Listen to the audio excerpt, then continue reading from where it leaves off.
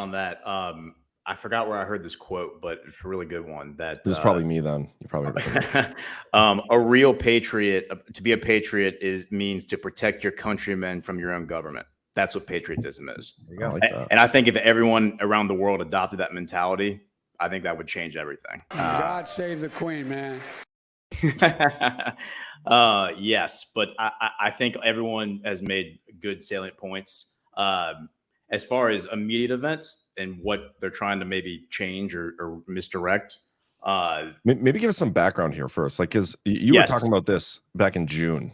Yes, I've been studying this very thoroughly over the past year. So I've been waiting for something like this to happen, just because I knew that all the pieces were getting put into place. But most recently, and then we'll go back into the background. Right now, Saudi Arabia is negotiating a peace deal with Israel. Actually, 2 Tuesdays ago, my first day on Badlands Daily, CanCon and I talked about that. And I said, we're going to track this story as it develops. But right now, Saudi Arabia and Israel are very close to negotiating a peace deal. If this goes through, it's going to change everything. It's going to stabilize the Middle East.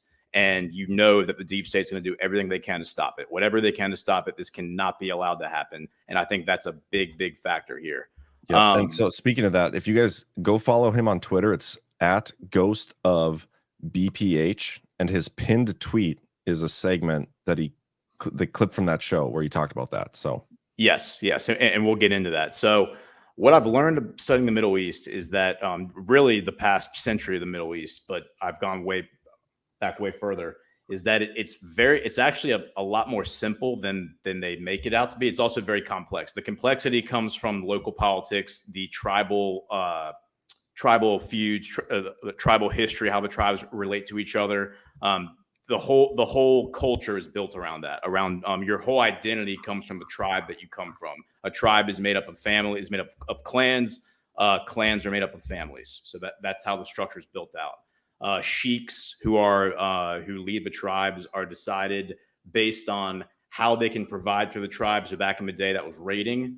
But really, the bigger deal is your ability to listen to problems and mediate problems between family members, clans, that sort of thing. So think like Game of Thrones, like the scenes in Game of Thrones where they're sitting there on the throne and the people are in line waiting to complain about something and have their problem solved. That's how they I mean, it's still very medieval, the way that they view the world. And I don't mean that to be derogatory. I mean that in like the way they view honor, the way they view when you say something, do what you mean, do what you say what you mean. The idea of passive aggressiveness, this whole thing that we've developed in the West, they do not do it that way. And I don't just mean them in the Middle East. I mean in the Eastern world. The Eastern world is not passive aggressive. They are straightforward. Go look at the way the MSM is spoken to when they interview these Russian oligarchs. The Russians just do not put up with the woke nonsense at all.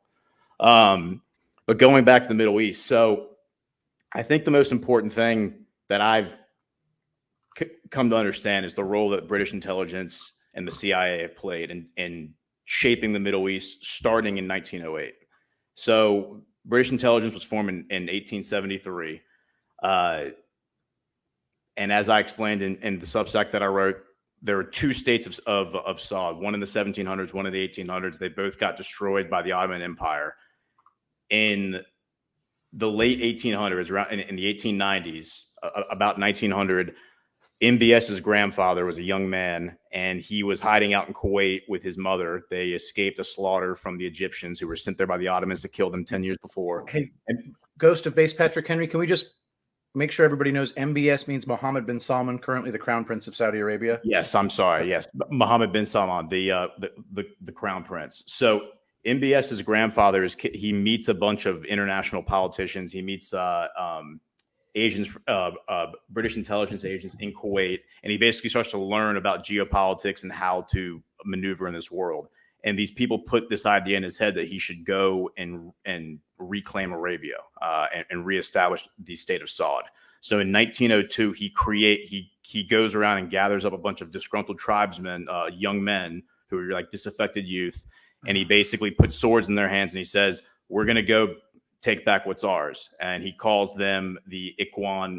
I won't try to pronounce the name, but the Muslim Brotherhood. Can you try to pronounce the name? I can't, because I can't remember how to spell it. But we've got a dummy. We have a legitimate dummy. That's a I good can't one. believe you dropped it on him, man. That's so unfair. That's just great. got- I love I it. mean, it's I great love for it. me and Patrick, but I just The got so it- excited to use that, so I had to That was a good do one. my load a and you little set early him tonight. up for it. That was I brutal. know. Yeah. So the Ikhwan, when I'm going to call the Ikhwan the original Muslim Brotherhood, because what ends up happening is he goes about reestablishing, reclaiming like Eastern Arabia, like around Qatar in the Emirates, and then in the West, this is during World War I. Lawrence of Arabia, for the people who've seen that movie, Lawrence of Arabia is helping the Hashemites who rule Mecca and the kingdom of Hijaz fight the Ottomans, and the British are asking them to do this, and the British are backing them. So the British are backing MBS's grandfather in the East, and they're backing the Hashemites in the West. The Hashemites are the descendants of the Prophet Muhammad. They're a very like highly respected family, and they're actually really good people. These the ones that were alive in World War I. Hashim, which is what their family is named after, who is Muhammad's grandfather, the Prophet Muhammad's grandfather. Hashim means he who feeds the starving and he who pulverizes evil, because this guy came in, he wiped out all these bad bandits who were taking advantage of people, and he started the tradition of feeding, of like desert hospitality, feeding people coming out of the desert and taking care of them and protecting people. So kind of like what the original noblemen did in Europe after the fall of the Roman Empire, he was doing that down there. So very respected family, really, really good people actually in World War I. And so Lawrence of Arabia, who was working in earnest, he was an archaeologist, wanted to help them. The British Army says, yes, go do this. British intelligence says, absolutely. They get the media machine spinning up, and they use him as like the poster boy to sell the war to America and the British people. And people were like, oh my gosh, this is awesome. Lawrence of Arabia, yes, like support the war, destroy the Ottomans.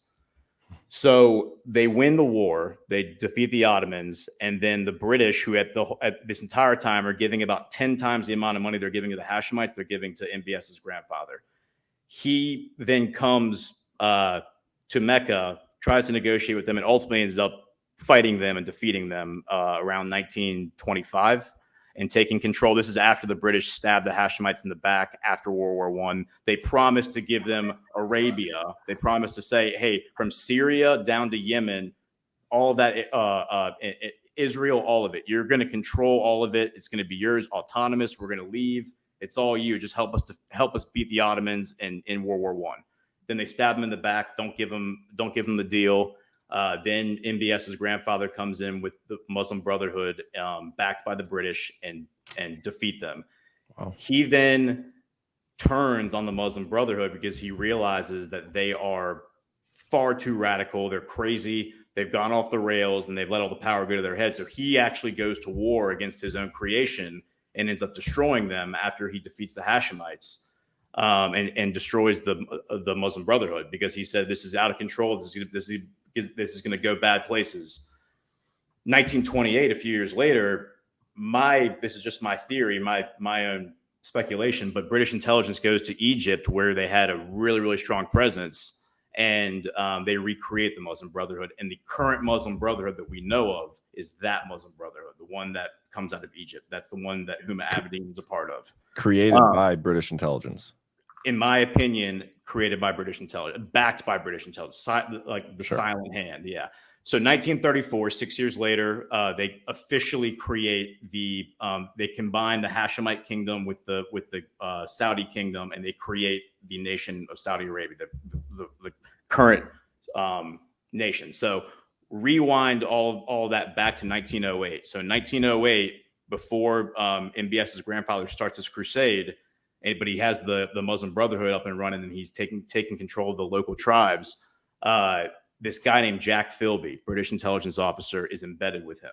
He's one of the most famous British intelligence officers of all time. You can go look him up. He has a Wikipedia page. He wrote many books, an autobiography, everything.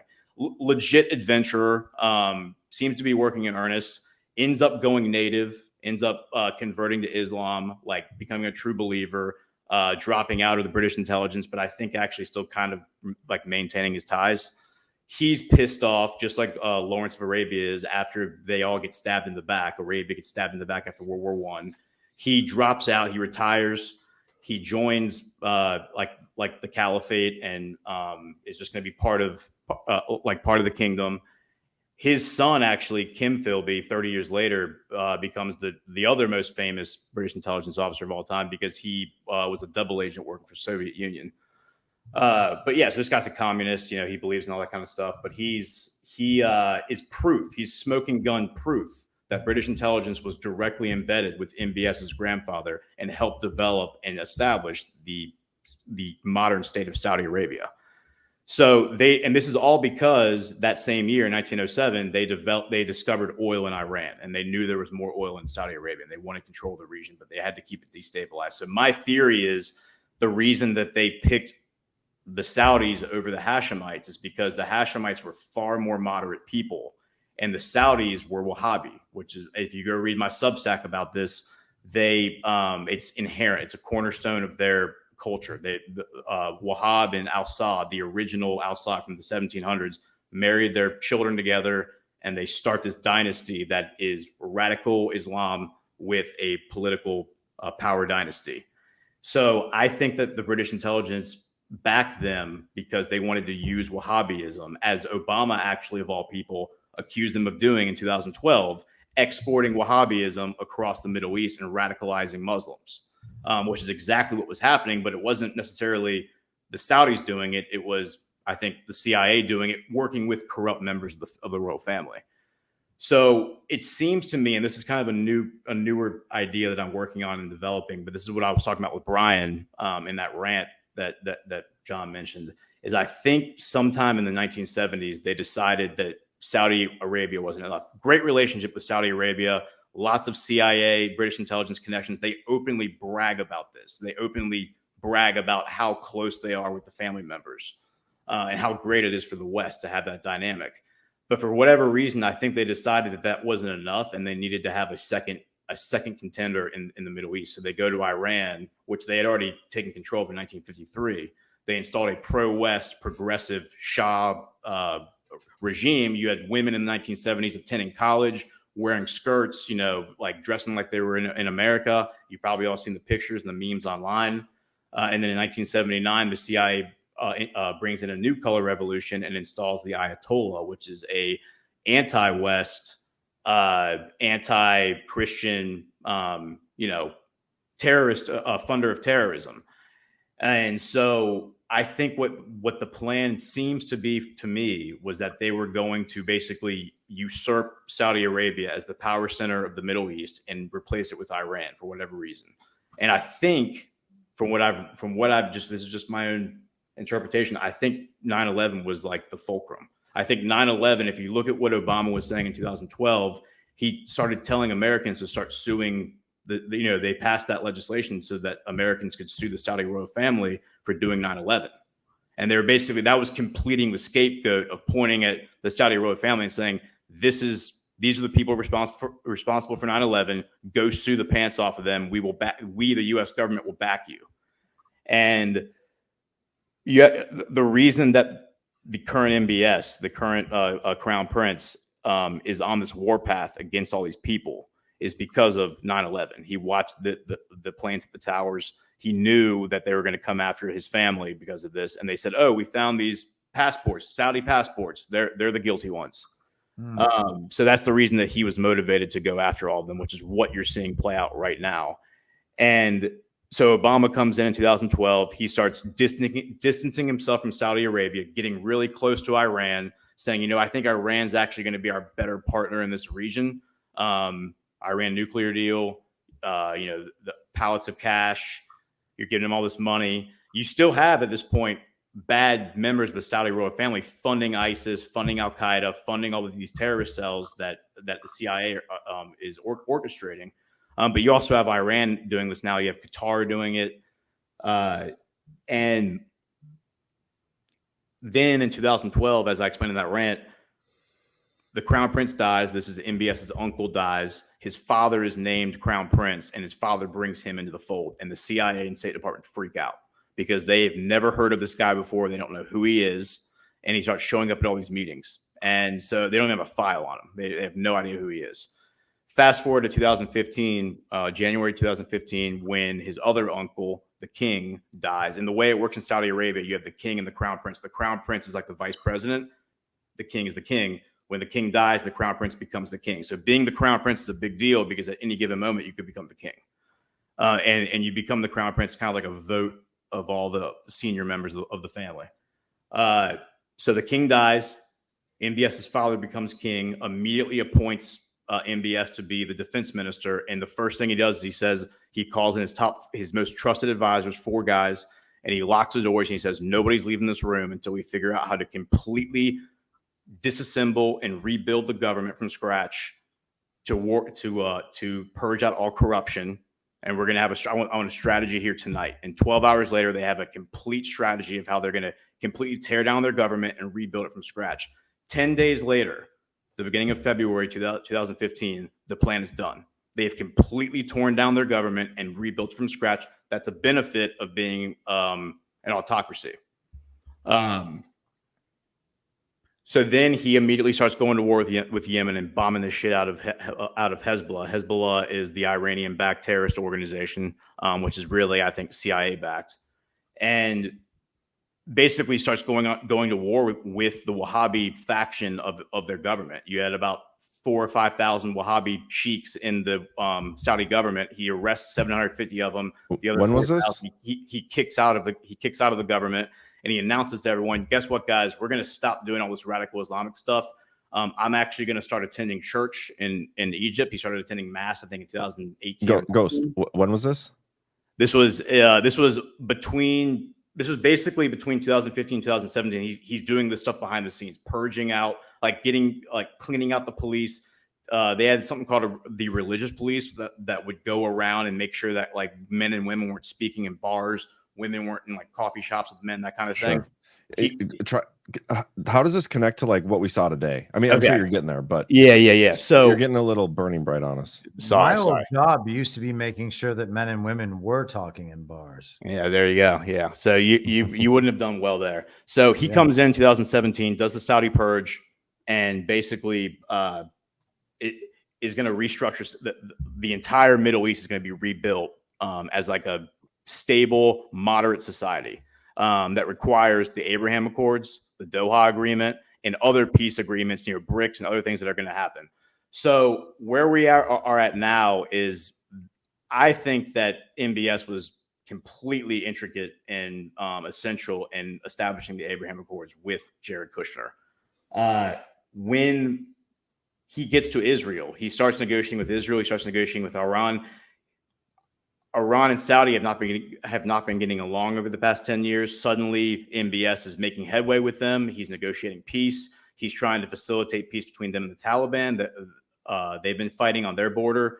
And basically, it looks like I think it was who was it from Biden's cabinet was sitting on TV a week ago saying the Middle East has never been as quiet as it is right now, and he probably is somewhat right. I mean, it actually did look like it was coming together and everything was gonna be really peaceful. And they were announcing every day on the news for the past 2 weeks that Israel and Saudi peace agreement is imminent, which is why I think now makes the most sense for you to attack Israel using Hamas or one of these other factions. Hamas is an offshoot of the Muslim Brotherhood, so that brings in the Muslim Brotherhood from Egypt.